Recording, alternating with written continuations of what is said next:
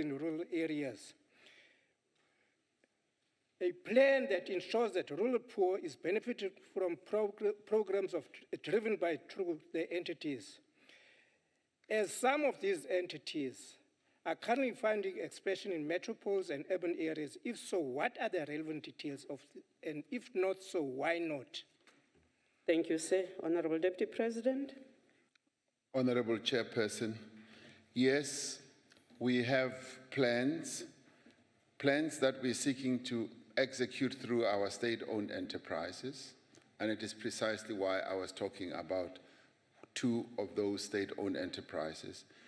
And the mandate they've been given is a dual mandate, as I was saying, a developmental one as well as a commercial profitability one. And what we want to see them do is to balance both, but also we're seeking to focus on how they can be assisted to execute their developmental one. Now, you correctly say, for instance, with the electricity generation one, it hasn't covered the whole country, and that is true. And we, as we interact with them, keep on saying there is the 15% or so of the South African landscape that is not yet covered, where there is still no electricity, and we want you to go there. We want you to execute that developmental mandate so that in the end, you have 100% coverage. Now, they seek support from the government, and we give them support, and that is why the support that we are extending to them is to strengthen them. And at times, it means strengthening their balance sheet. At times, when they are in difficulties, we look at how we can, because in our view, they are just too big to fail, and they are just too important to our developmental agenda to fail. And that is why we don't want them to fail, and we seek ways of giving them as much support as we can. Now, are they executing the developmental mandate in our rural areas and in the urban areas where our people live? We would say yes, but they can do more. And it is this more that you are talking about that we want them to do. We want them to inject more energy, to inject more enthusiasm in everything that they do to give our people a better life. And remember that our overall objective is to make sure that we improve the lives of our people in South Africa. And through these entities that the government owns and controls, we want to be able to do precisely that. Thank you, Madam Chair. Thank you, sir. The Honorable Pakis. Deputy President, on the basis of what you said in response to the question, and given the amount of material resource, and in the context of government priority of job creation and trajectory of economic development and growth, using our SOEs as powerful device, in your view, are we succeeding to create and build what I call pantisocracy in our society, given the hostile global environment dominated by capitalism? Thank you. Deputy President. Thank you, Madam Chair. We have always been mindful that South Africa is not an island. We operate in a globalized environment, and where we've got to live side by side with a number of other big players, dominated by capital which always is on the lookout for the big bucks and profit. And we have chosen to chart a developmental path, which is in many ways slightly different from what a number of those entities would want to see us charting. And in all that, we've always believed that we've got to be smart. We've got to be innovative, we've got to be forward-looking, and we've got to have a clear vision of where we want to take our country. And as we execute our mixed economy trajectory, we've always known that There will be times when we rely on capital to achieve our objectives, but we must do it on terms that are more favorable to our country and our people. And there will be times when they will seek to get much more from us than they would want us to get from them. And that is something that we've got to be wise about and be able to navigate our way around, because we live in a world where capital dominates quite a lot. It's a capitalist-controlled type of world, and we must find a way of making headway within that milieu, within that type of environment that has been existed. And so far, I think we have done relatively well, and we focus on advancing the interests of our people, and clearly we can do much more than that. We can do it much more vigorously and focus on improving the lives of our people. But I think we have not done too badly as we've navigated our way through the maze. I mean, for instance, if you look at the availability of capital, who has capital? It is the capitalists of this country, of this world.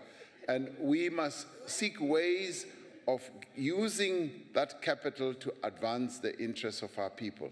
And yes, in our country, who has capital? It is largely a minority. And the wisdom is to be able to use our leverage which is based on what we are able to control and what we are able to gain from the control we have of the state apparatus, to make headway within all that. And if we focus on advancing the interests of our people and making sure that we get our people into ownership and control processes or seats, that in itself would be a great achievement. And we have a lot of countries that we can learn from. China is a very good country where we can learn, because they have utilized the size that they have, the resources they have, but they have been able to navigate their way within a capitalist controlled world, and have been able to build strong and very, very effective state-owned enterprises, which is what we seek to do. Thank you very much. Thank you, sir. The Honorable Faber, you are the last. Thank you, Honorable Chair. Deputy President, during your address in Kimberley the past weekend, you highlighted the state of South Africa's economy and said that the ANC and the country are in the need of new leadership. Now, I can't agree with you more, Deputy President, but definitely not ANC leadership. It is clear that, as you yourself said, you should not be spending time in factional policies and backstabbing each other, as we currently do, as we have more than 9 million people without jobs in South Africa. This is also what you said. But now, you then even went further to say that the ANC exists to improve the lives of all people and not just certain people. And again, I could not agree more. But then came the best part, when you admitted by saying, and I quote, "Currently, we put friends and family in certain positions. And when they mess up and steal money, there is nothing we can do." Close quote. Now, Mr. Deputy President, if you yourself as Deputy President of our beloved country admit this at the Northern Cape ANC gathering, will you today in this House, in your official capacity, condemn the state capture of SOEs and blatant corruption by the Guptas and stand against premiers and ministers in cabinet connecting to the Gupta family who are looting the public coffers of state-owned entities and also influencing appointments? Honorable Faber, order, members. Honorable Faber, you do know that you are taking chances because you are introducing a completely new question. It does not arise from this, except that in the very last part of your question, you inserted the word SOE. Deputy President, yes, I've been listening very carefully. You do know that. Deputy President, you are at liberty to ignore that whole. It is his choice. Thank you, Madam Chair. the position I've taken publicly on issues of state capture is known, and I remain firm on that the resources of our country and indeed institutions of our country should be used to the benefit of the people of our country because they belong to them. And that applies to SOEs, that SOEs exist for no other reason but to advance the interests of our people. That's what they were set up for.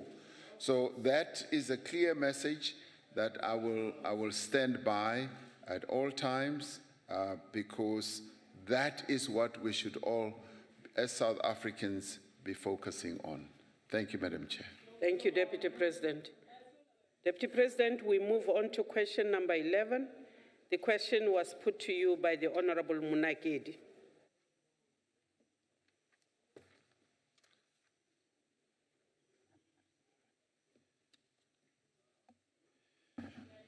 Honorable Chairperson, honorable members, in 2010, the Human Resource Development Council adopted a 5-point implementation plan.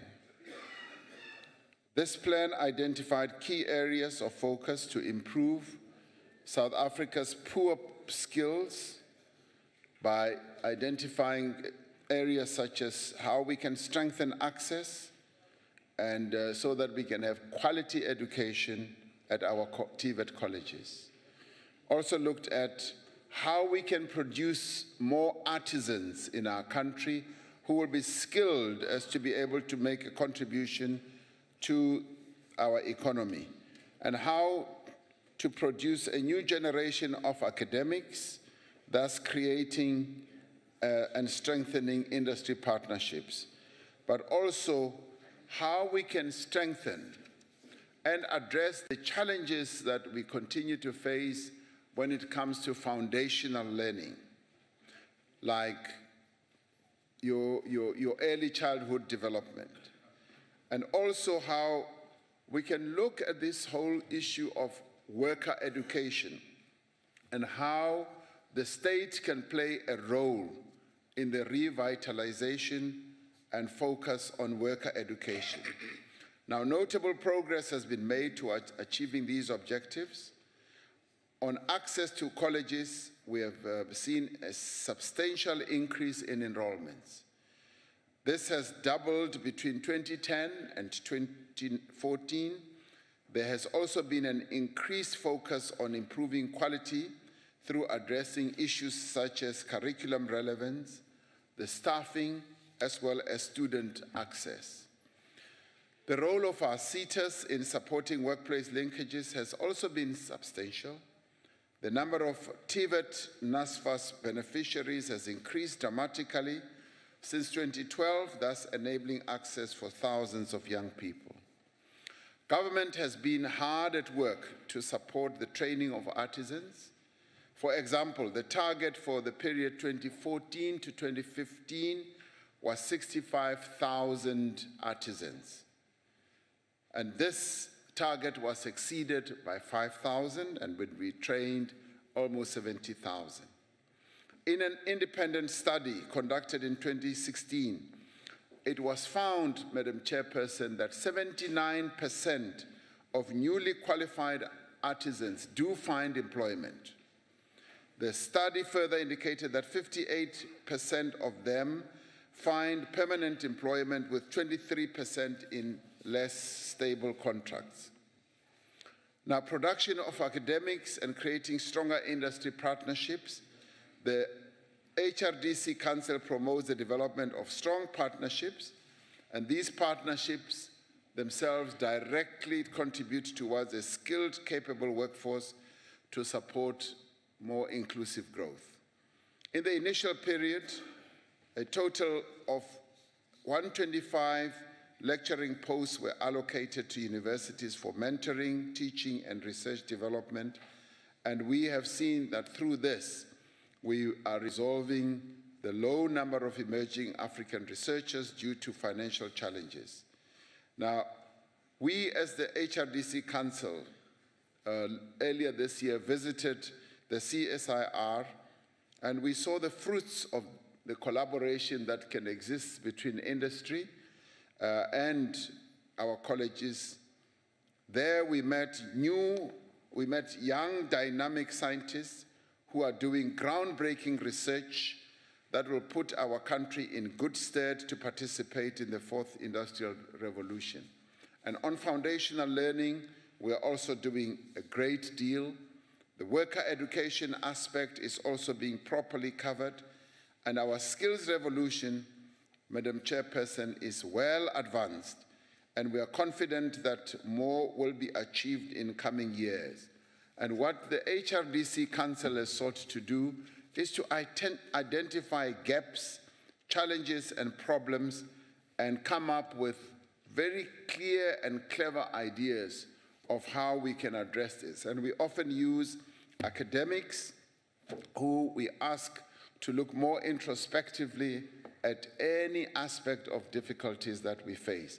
And we believe that we are on the way to addressing the skills challenge in our country. Thank you, Madam Chairperson.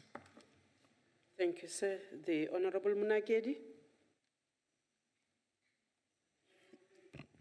Thank you very much, Deputy President, for that comprehensive response, which indeed goes to the heart of the challenges that we have to deal with as a country, the triple challenges of poverty, unemployment, and inequality. And congratulate our government for indeed making sure that that strategy gets implemented to its fullest. My follow-up question is, how many TVET colleges have entered into partnerships with business institutions or organizations in order to develop or produce skills out there? And those partnerships, are they already yielding desired results? Thank you very much. Thank you, sir. Deputy President.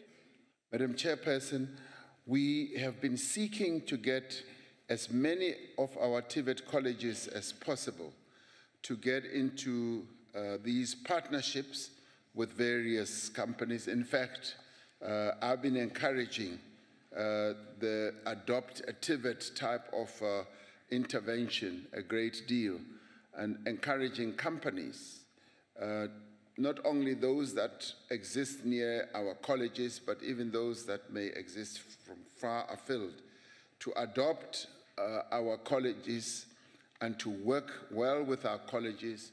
And we're setting up the system much more clearly. And this is being done through encouraging collaboration and partnership between TVET colleges as well as the companies that operate in the area. I saw how this works so much better with Sasol in the Vaal area, where we encouraged Sasol to be in close collaboration with our TVET college there, and we found that they get involved in the development of the curriculum, they get involved in the teaching, they also get involved in the practical side of helping the young people in our TVET college in the various processes that are utilized in Sasol. And they also draw them into the Sasol operations to go and be in the world of work. And this is where we have the happy medium of theoretical learning as well as practical learning that takes place almost simultaneously at the same time.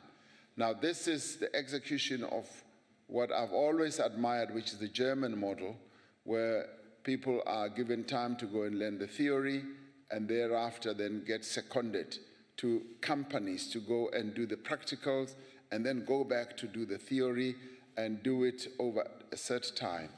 And in many ways, that is how Germany has been a real industrial giant in the world, because of that way of being able to execute the delivery of skills in a very, very focused and practical way.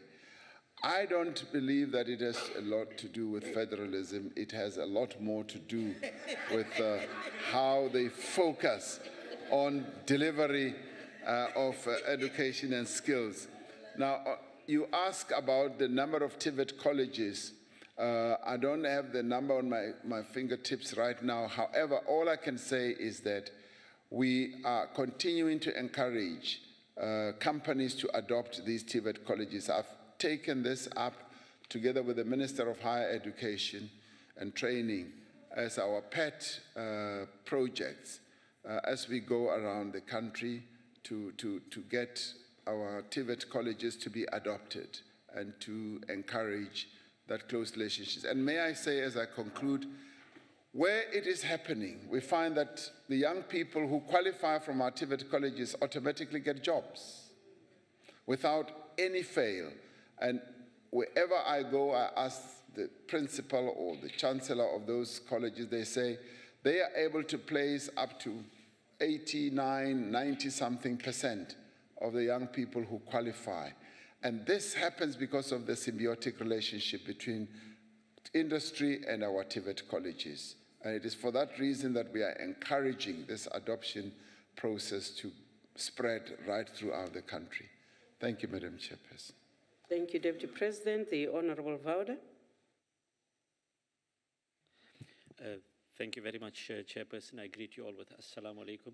Chairperson, thank you very much also for your kind sentiments expressed earlier. Allow me also to thank all the honourable members as well as the parliamentary employees for the kind sentiments expressed during my indisposition. I appreciate it very much, and it means a lot. Thank you. Through you, Honourable Chair, Honourable Deputy President, we sometimes seem to have too many point plans in place. There's a plan for this, there's a plan for that, and sometimes it reminds me of the past. I won't go there, but the question I would like to ask is, especially with regard, and all of us appreciate that human resource development, two issues are fundamental. The issue of illiteracy and the issue of childhood development. The question we wish to ask then is, what progress has been made since 2010 in ending illiteracy and achieving universal access to early childhood development, both of these being part of the human resources development strategy of South Africa? Thank you, Chair. Thank you, sir. Deputy President. The universal access on early childhood development has been growing by leaps and bounds in quite an admirable way. And in fact, I've actually been, surprised at the level at which there has been uptake. And these early childhood development centers, some have been growing at an organic level where entrepreneurially driven individual South Africans have been setting these up, and government, having realized that these are growing by leaps and bounds, has moved into the breach to make sure that those who run these centers are brought into the system that we are setting up, properly trained so that they can continue delivering that service. And we've also set out what we would call your standards, that if you want to run an early standards and norms, if you want to run an early childhood development center, these are the standards and norms that you need to comply with. And thereafter, we've also been deploying quite a number of social workers and people who go out and look at the facilities that have been set up. And no doubt, as you might have read in the press the other day, some have not been operating without proper permits, but they are becoming fewer and fewer because having set up the standards and norms, we are then able to put them out there so that whoever gets into this sector now knows that there is a proper government-approved system that they've got to comply with. Now, we've had almost 800,000 young people who are now in this system. And that is a lot of young people, whereas in the past we had some 200,000. Now, they've seen enormous growth, And that has put a lot of stress on the sort of social development system, and we are focusing more attention on improving that. I have no doubt that we will see great improvement in the ECD sector as we focus more attention and train those who are involved in this sector and develop a curriculum. Now, a curriculum has been developed to give training to people who want to get into this. And as I said, a number of them are entrepreneurs. They are the women in our society who are seeing an opportunity to look after young people in our country. And all this is aimed at eliminating illiteracy at a young level, and hence the standards and norms that we've set up. On the illiteracy elimination issue more broadly, I think our illiteracy levels, illiteracy levels have really gone down. Our literacy levels have gone up a great deal, and I think we're in the 80%, whereas before we were much, much, much lower. So we're seeing a great improvement, and the programs that government implemented, Karigude type of program, was very good, and indeed it ran into some headwinds, but it has contributed a great deal. And our ABET processes have also contributed a great deal in eliminating illiteracy. Now, we are living in a country where, in the main, education has become, something that many of our people want to get. And you just see it with the number of young people who've gone into schools. The universal access that we now have in schools is well over 100%. And you now look at higher education, the number of young people who are now in our college and university system has grown by leaps and bounds, way beyond what we ever anticipated. And in a way, we've now become a victim of our own success in that regard, and I'm sure that Honorable Mko will agree. So, thank you, sir. Thank you. The Honorable Mtedro.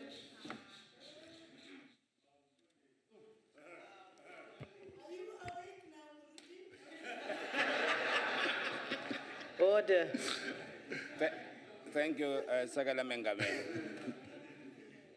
for the excellent work that you are doing in our government. My question is, what is the contribution of the Transnet Maritime School of Excellency Training Program in the production of graduates in the maritime industry? Thank you. Deputy President. The Transnet Maritime College is a college that I have focused some attention on because I once read a story about that college which made me pay more attention. I therefore had an introspective look at what they are doing, and what they have sought to do is to train as many young people as possible in maritime studies. And you'll be pleased to hear that a number of the young people were also sent overseas to go and learn overseas, and a number of them are being trained here in the country.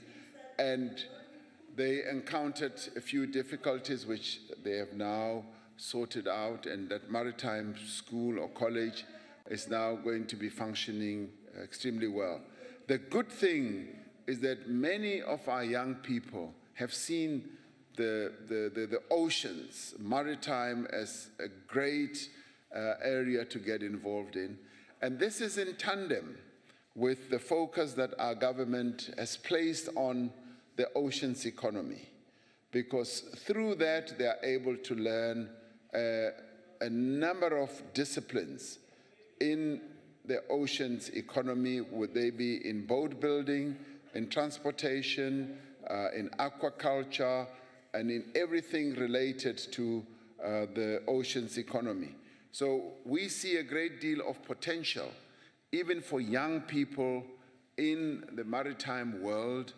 And being a country that is surrounded 3,000 kilometers by the sea, we should take up this opportunity. In the past, black people were by law, culture, everything, tradition, prevented from gaining an interest in the ocean that surrounds our country. Now the opportunities are opening up. And I have reported in the past that as I've traveled on behalf of our country to various countries, I've often met young people who are involved in maritime studies. I went to Sweden, I met a cohort of young people who are doing their honors degrees. Master's degrees. I went to Japan and met a group of young people who are rearing to come back, who are also doing their master's degrees. The same thing happened when I went to Vietnam. So we are spreading our young people throughout the world, and clearly our Transnet Maritime College plays a critical role also in ensuring that we increase the number of young people who should get involved in this. So the future is bright for our oceans economy, and it is beginning to offer a lot of opportunities for young people. And when you meet them, I mean, you just see that you're meeting young people who are full of confidence, who are full of hope for the future, who want to come back and participate in the future growth of our economy. Thank you very much. Thank you, sir. The Honorable Kaula. Ngiyathokoza sihlalo hloniphekile. Honorable President. Sekela Mongameli. Amongst the objectives of the Human Resource Development Council, it is to remove bottlenecks in the skills pipeline through the strengthening and support of TVET colleges. Now, on the 3rd of May this year, the TVET Colleges Governors Council made a presentation to the Education Select Committee of the NCOP. Amongst other things, they are complaining about the following. Colleges are highly underfunded, and it is a miracle that none have closed doors so far. Funding is not commensurate with government policy. Since being handed over from provinces to national, colleges have been running on deficits. Funding made available to colleges by government covers only 62% of students. The last time the colleges were provided infrastructure grant was in 2006. As a result, infrastructure is collapsing. Learners, they pass their trades, but they do not get certificated, or they do not graduate years after completing. Lastly, less than 20% of the total NSFAS allocation goes to the TVET colleges. The 80% plus goes to universities. Now, the question, Honorable Deputy President, how do we hope to achieve these objectives when TVET colleges are in this state of affairs? Thank you. Deputy President. Honorable Chairperson, we are aware of all these problems and more. These are problems that we are addressing. The underfunding for TVET colleges is quite acute. And the problems that you have alluded to, including certification, including the assistance for studies, are all known problems. We are addressing them, and we are addressing them within a system that is overburdened with the need for more funding. As it is now, the issues of fees for young people, not only in our TVET colleges, but also in our universities, has had an overbearing type of burden on the whole higher education system. So these problems, including infrastructure, but also including accommodation, hostels for these young people, are issues that are front of mind. They are right on our radar screen, and with the limited resources that we have, we are seeking to find ways to address them. The system is under a great deal of stress. The intention is to resolve all of them and to ensure that our young people who are in these TVET colleges get the best education. But this is happening when the economy is not growing as much as we want to, when the revenue is also shrinking, and when the demands for more funding to meet other needs and requirements is also at a high. So we are juggling quite a number of balls in the air, trying to resolve here and there. And remember, all this is happening as we have decided to build a few more colleges, but also to build 3 universities at the same time. And as you correctly say, it's in a way a miracle that many, in fact, all our colleges remain open. And I've been to some of them.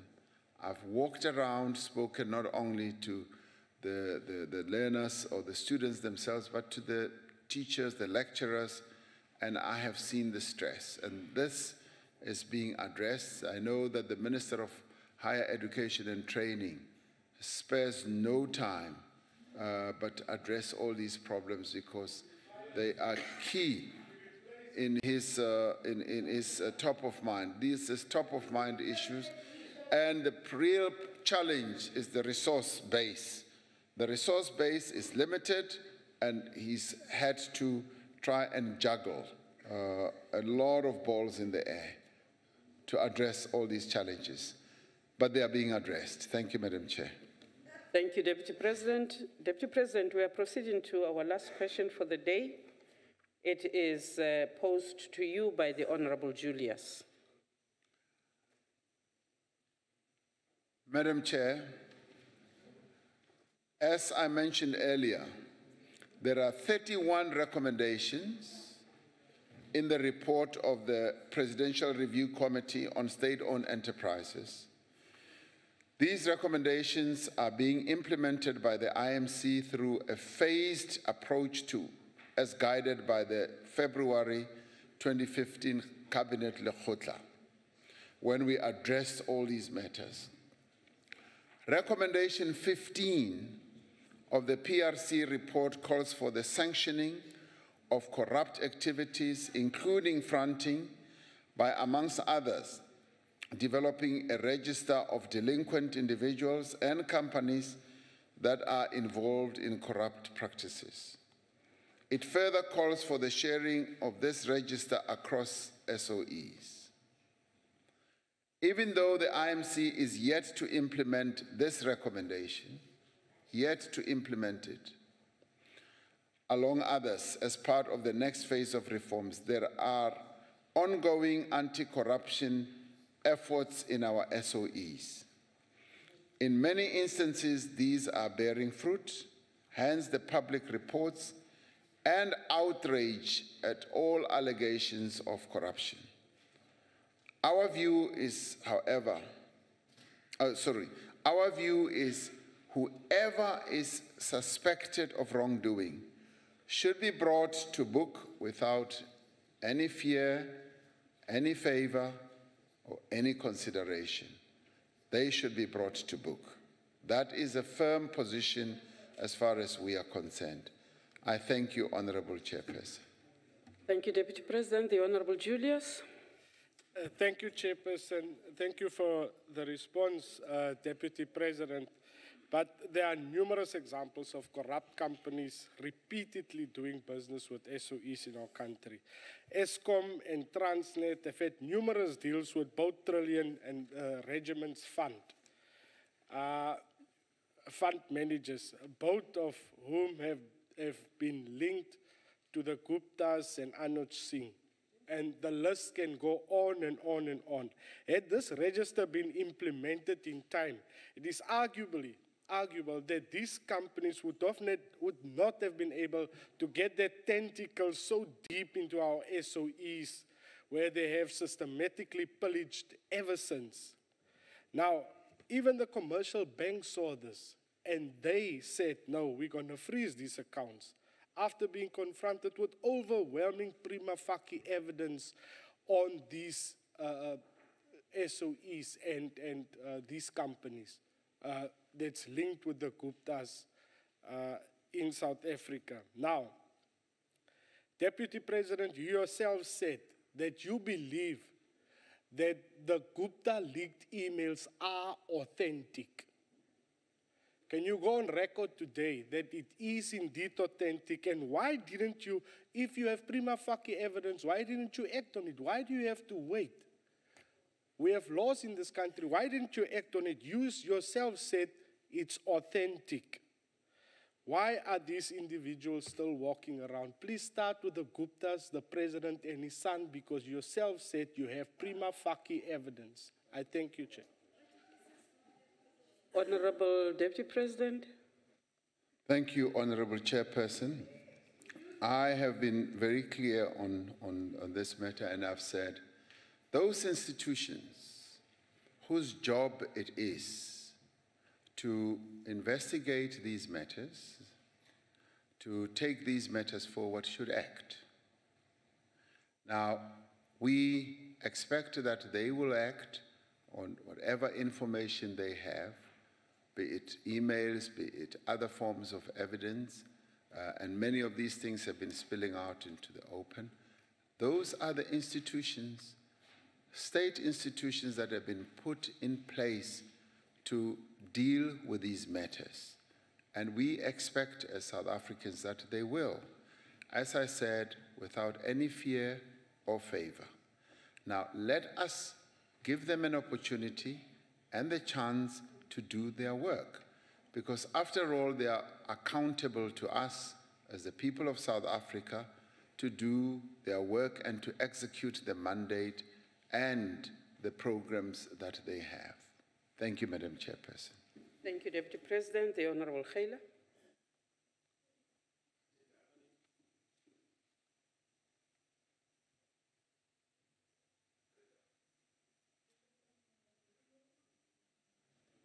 Struggling. Honorable Khaila. The IT people.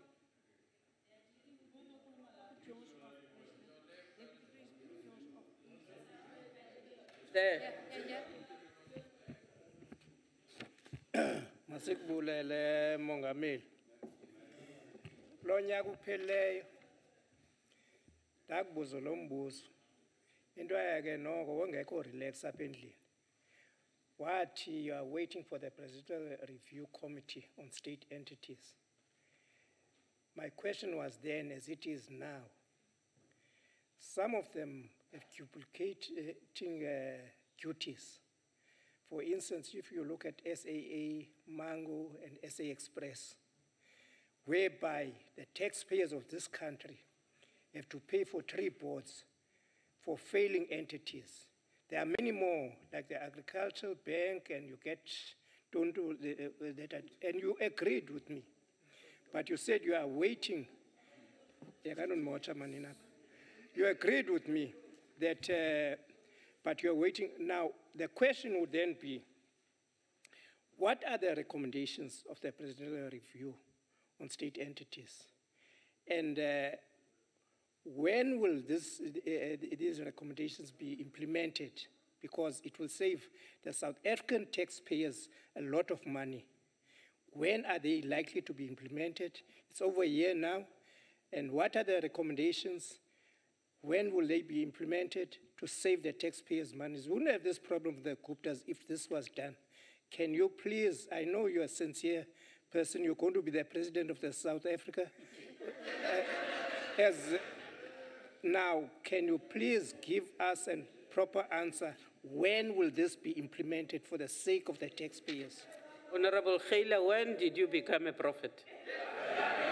Deputy President. Thank you, Madam Chairperson. So, uthi bendingekho relaxed apha endlini. Awu. Ndihlala ndi-relax nje. Kanti undijonga kanjani na?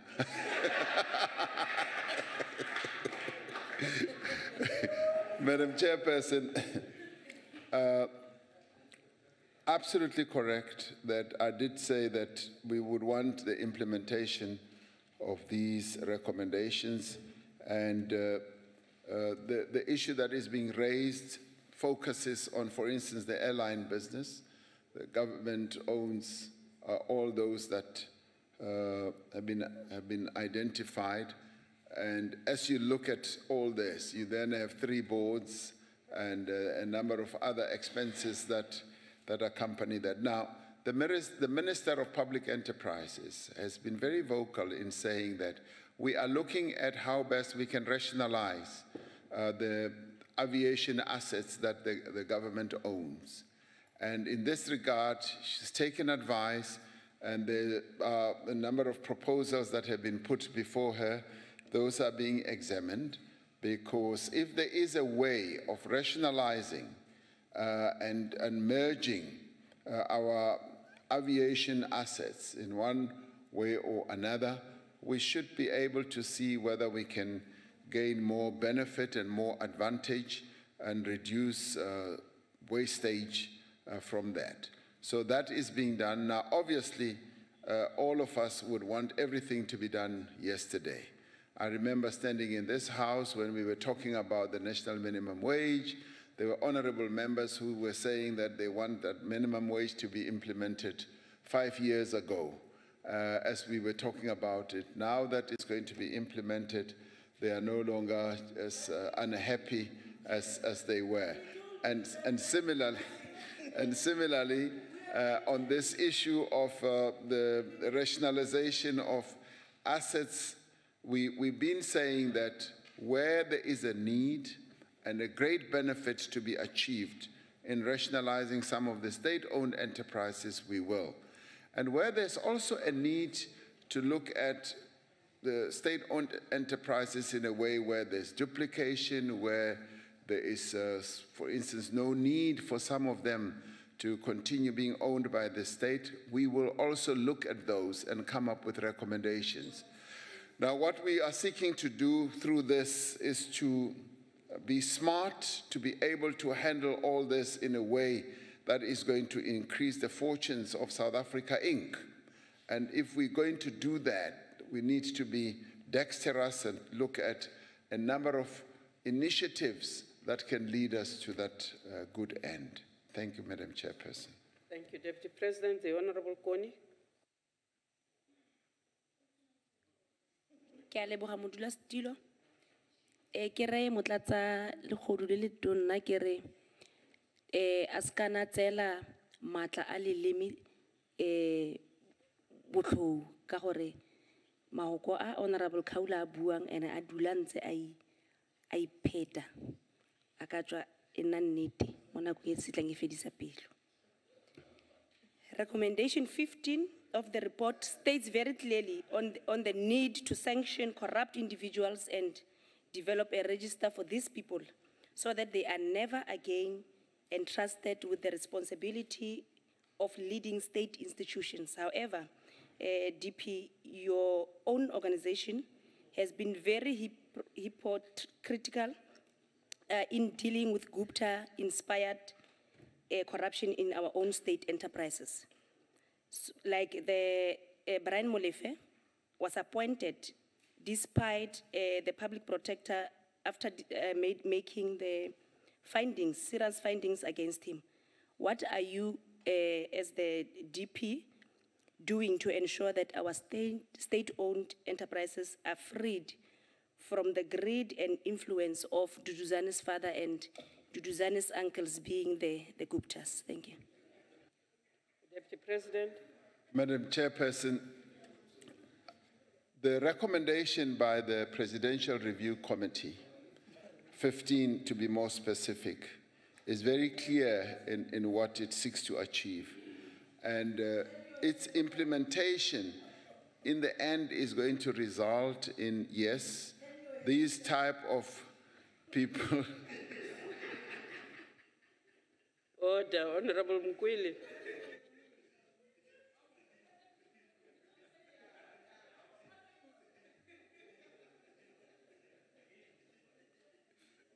Honorable Deputy President, please continue. Thank you for your protection, Madam Chairperson.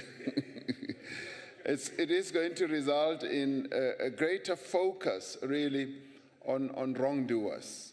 Those companies, individuals, and entities that will be doing wrong things in our state-owned enterprises will need, yes, to be placed on a register so that it is known by all and sundry within the state sector that there should be certain people who have done wrong, who the state should not be dealing with.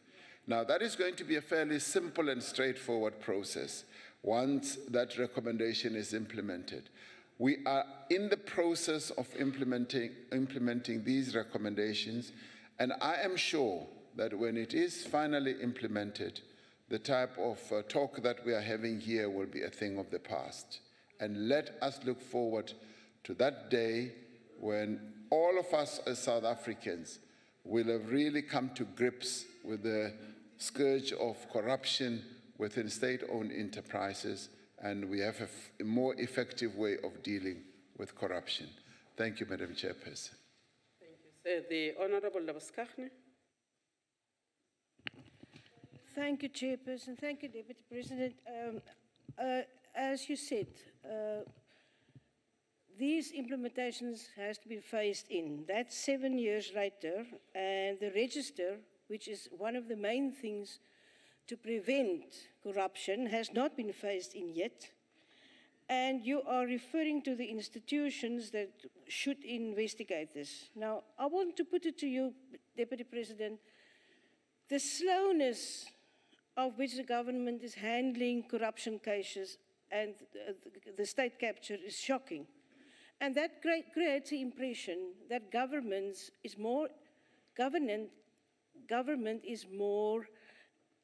interested in and committed to self-enrichment than to help the people. Now, for instance, we reported the bell-potting case to the PRCA on July the 2nd. By September the 5th, they had made a decision and they were expelled. In June, this Parliament directed 4 committees to urgently probe allegations of state capture involving cabinet ministers. Up till now, nothing has been done. Now, my question to you, Honourable Deputy President, is in your role, as the Deputy President and as leader of local government business, of government business, don't you have a role, and what do you plan to ask these institutions, why didn't you start the investigation? When are you starting to investigate? And what are you going to do to speed this up and make sure that we address this? Because while we are sitting in committees and having talk shops, these people are still looting and stealing the money and get away with it. Thank you. Deputy President. Madam Chairperson, the state institutions that I alluded to, as far as I'm concerned, are, and they have said so publicly, are in the process of investigating all these matters. So the investigations are underway. Now, I think we need to allow that time to happen, because they work in their own way and they don't work like a committee. They have to ascertain evidence. They have to get all the things that will support the allegation or the position that has been done incorrectly.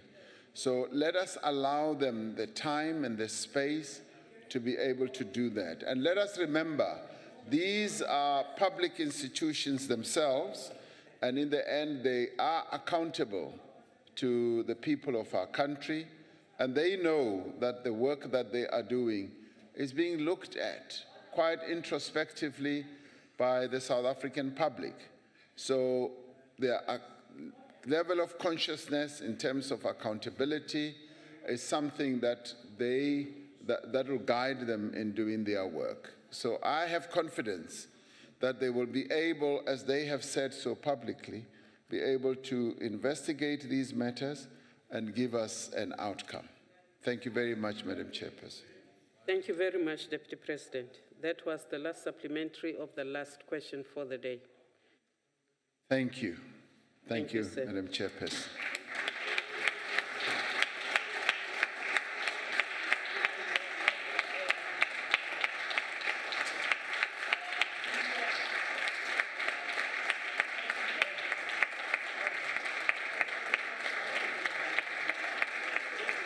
Order. Thank you, members. Order. Order. Honorable members, we have had the privilege to have a young group of learners from Tsakani who call themselves Abacha Force of Change. You are welcome, my children.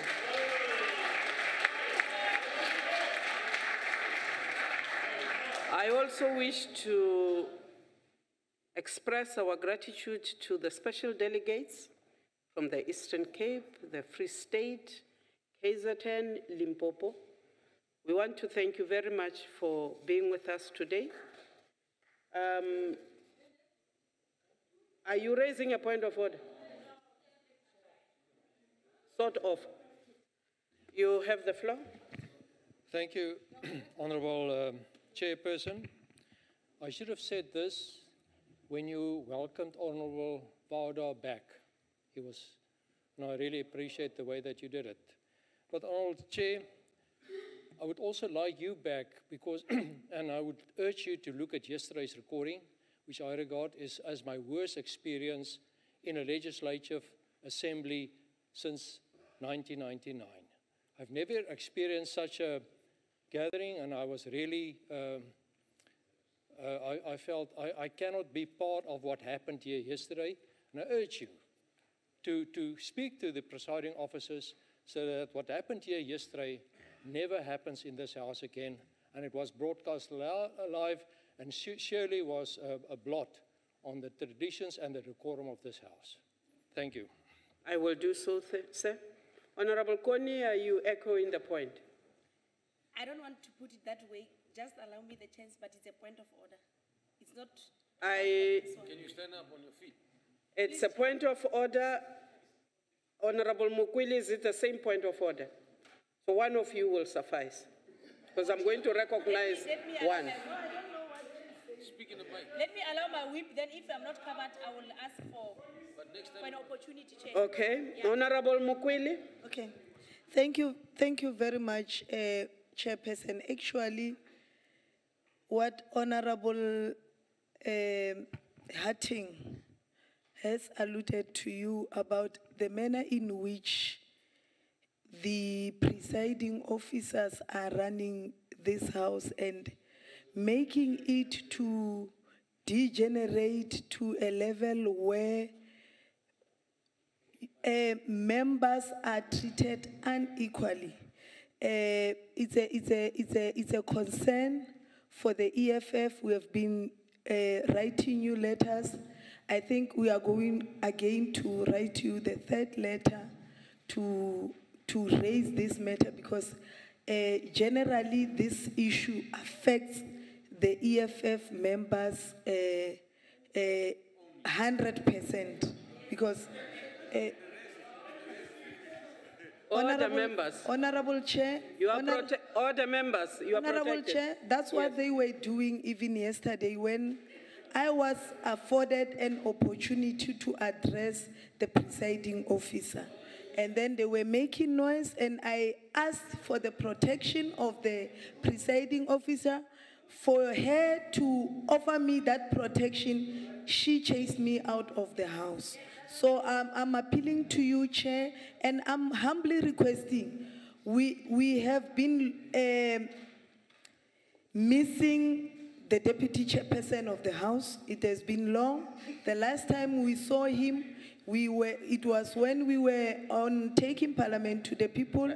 We would gladly be That's informed no longer a point of order. by your kind office to locate to locate no longer a the point of deputy order, Honorable chairperson Mokoeli. of this house. Thank you very much.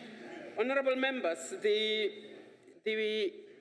point of order which Honorable Hatting is bringing to my attention is being emphasized on by the Honorable Mokoeli. I will look into the matter. I will look at the footage. I will also come back to this house and give a ruling on it. Honorable members, is it really necessary, Honorable Pakis? You are afforded a chance? No, you have asked us to treat you all equal, honorable members. Honorable Pakis. It's very amazing that at the end of the day we have points of orders, but please continue. No. Chair, I'm not somebody who likes or I do know, sir. Please. Point of orders. But I want us to put what happened yesterday in context. And we're not sure what is the context and the content of Honorable Hatton from the DA. What I want to raise, Chair, is what happened yesterday, it was inhuman to the Minister of Administration, Public Service. Look, Chair. Order. We must always be rigorous. We must always engage critically. We must always contest and challenge each other's capacity, whether intellectual capacity, the content-wise. But for members of this house to demean, undermine, to be specific, what happened from the side of EFF, to be specific, it was bad. I'm standing here to say it was bad and nobody can accept. We can be ugly, others can be so beautiful in this house. But if you engage me on the basis of my appearance, nobody can accept that. It's inhuman. It's inhuman, Chair. That's the point that I wanted to say. I'm not sure of the context, the content. I'm not sure of the context and the content. But what I'm saying here, I want to support him. It should never happen again. Thank you. Honorable members, I think we are agreed that I will look and I will come back to the House. No, I don't want to take another point. With due respect. No, please take your seat, Honorable Mokoeli. Okay, I will address it on the letter that I'm submitting to your office. Please Thank you very much. Honorable members, I just want to put it bluntly. I will come back to the House. I will be as honest as possible. I will deal with all of you. If all of you are out of order, I will deal with it because it is in the interest of the dignity of this House. In having said that, I do wish to thank you all for your generally better behavior if I deduce from what the honorable members are saying today. This concludes the business of the day. Honorable members, you are requested to remain standing as we leave the House. The House is adjourned. The Deputy President.